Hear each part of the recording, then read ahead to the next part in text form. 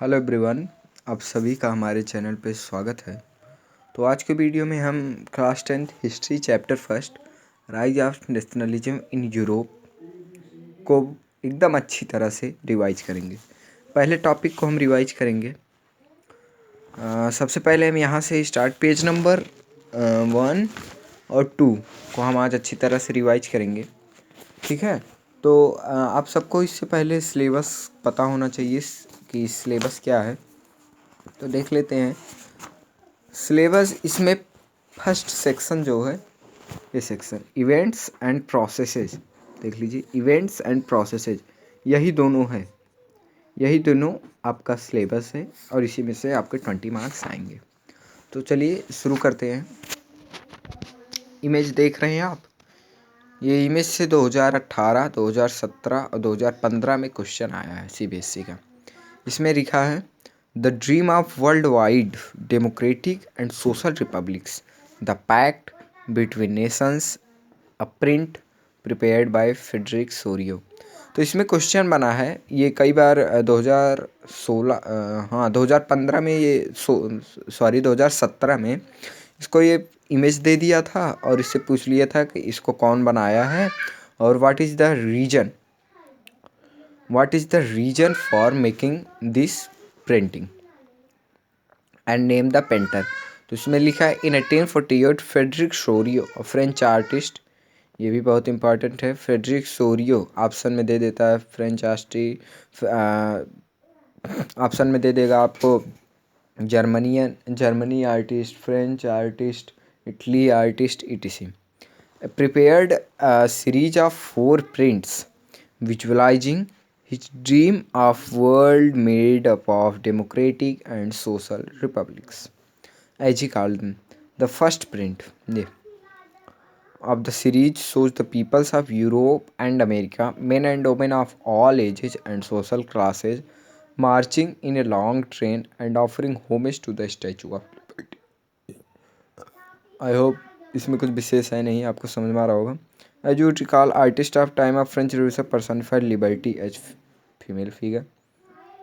जो आर्टिस्ट थे French revolution के समय में, वो फीमेल फिगर को लिबर्टी के रूप में देखते थे। Here you can recognise the torch of enlightenment, CBSE 1 and charter of rights of man in. ये देखिए यहाँ पे दिख रहे हैं, ये देखिए,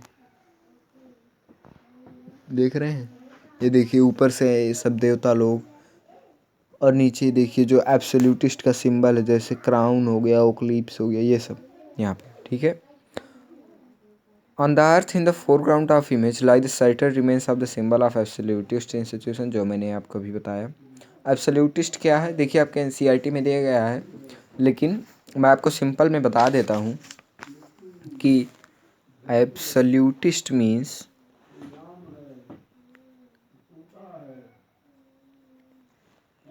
a type of government, ठीक है, a type of government in which there is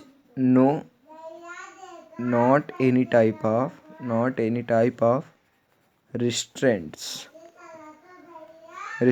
ये कीवर्ड है। ये ऐसे टर्म्स एग्जाम में अक्सर पूछे जाते हैं, एक या दो मार्क्स में, तो इसको ध्यान रखिएगा। Absolutist means a system of government in which there is no restraints। ठीक है, यही आपको पूरा नंबर देगा।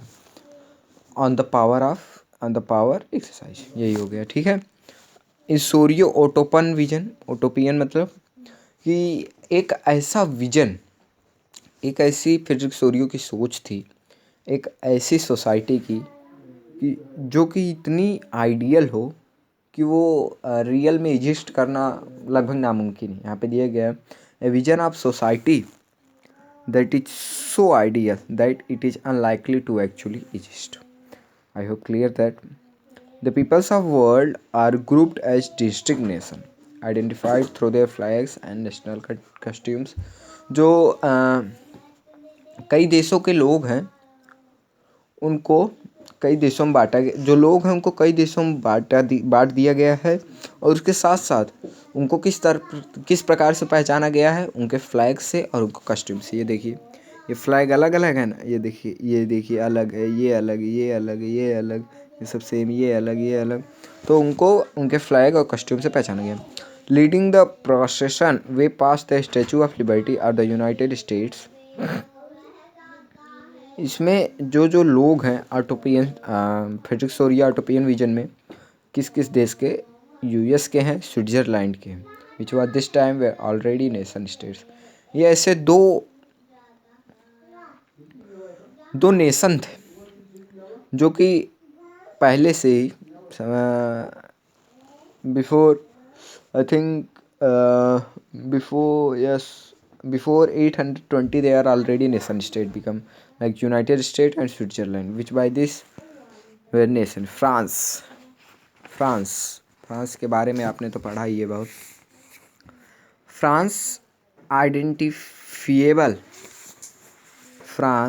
identifiable by revolutionary tricolor had just reached the statue. Siege followed by the peoples of Germany bearing the black, red and gold flag. Interestingly, at the time when Sorio created this image, the German peoples did not yet exist as nation state, United Nation। जब Frederick Sorio ने printing को prepare किया था तो Germany जो है nation state में exist नहीं करता था। The flag they carry is an expression of liberal hope. जो फ्लैग वो कैरी करते थे वो एक स्वतंत्र होने का एक उनका होप था। To unify the numerous German speaking principality into a state under democratic constitution. बहुत सारे जो जर्मनी के स्टेट अलग अलग रूलर के द्वारा रूल किए जाते थे उनको एक करके डेमोक्रेटिक रूल से को रूल किया जाए, वो उनकी एक सोच थी। Following the German peoples are the peoples of Austria, Kingdom of Two Siege, Lombardy, Poland, England, Ireland, Hungary and Russia. From the heavens above, Christ, saints and angel gaze upon him। जैसे आपको बताया ये स्वर्ग से देखिए, हिमें से Christ, angels they are gazing upon the scene। Okay, they have been used by artists to symbolize fraternity among the nation। इसको कई बार क्वेश्चन पूछा गया है कि from the heavens above Christ, saints and angel gaze upon them, what they symbolizes। तो कुछ answer होगा they symbolizes fraternity among the nations of the world। ये इंपॉर्टेंट क्वेश्चन यहाँ से बनता है कि 1 मार्क्स का 2014 और 18 में आ चुका है। This chapter will deal with many of the issues visualised by Sorrieu. ये जो फ्रेडरिक सोरियो द्वारा जो कि कई सारे इशू वो विजुलाइज किए थे, ये चैप्टर पूरा उन्हीं के बारे में है। During the 19th century, nationalism emerged as a force which brought about sweeping change in the political and mental world of Europe। 19th century में नेशनलिज्म जो है एक फोर्स की तरह इमर्ज हुआ जो कि एक बहुत तेज़ी से पूरे यूरोप में चेंज लेकर आया। The end result of these changes was the emergence of nation state in place of the multinational dynastic empires of Europe। The concept and practices of a modern state in which a centralized power exercised sovereignty control over clearly defined territory had been developing over a long period of time in Europe। Okay, but a nation state was one in which the majority of its citizens and not only its rulers came to develop a sense of common identity and shared history or decisions।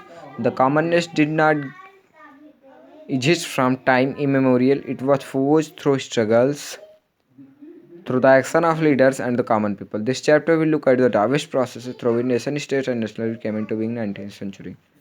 तो इसमें कुछ है नहीं, यहाँ पे एक question ये बनता है, यहाँ पे क्वेश्चन ये बनता है, ये 3 और ये दोनों, तो लगभग 4-5 क्वेश्चन यहाँ से बनते हैं इंपॉर्टेंट, वो आप देख लेंगे। तो थैंक यू, अगले वीडियो में मिलते हैं, तब तक के लिए धन्यवाद।